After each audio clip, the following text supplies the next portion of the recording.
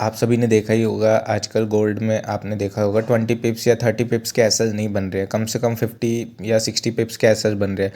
तो इसमें हम क्या कर सकते हैं, हमारे पास है रिस्क मैनेजमेंट, तो हम अपना रिस्क मैनेजमेंट कर सकते हैं। इसके सिवा हमारे पे और कोई ऑप्शन नहीं है, क्योंकि देखो, आपके अगर लॉट साइजेस ज़्यादा होंगे तो फिर उससे ये होगा, आपको हैवी लॉस हो सकता है, क्योंकि आप एसएल 20 पिप्स से 30 पिप्स के बनेंगे नहीं। चाहे वो 1 मिनट की कैंडल भी होगी ना, वो 50 से 60 पिप्स की बन रही है, सबसे बड़ी बात, ठीक है। तो आपके हाथ में है रिस्क मैनेजमेंट। अपने रिस्क मैनेजमेंट को प्रॉपर तरीके से फॉलो करके अपना मतलब ट्रेड प्लान करो।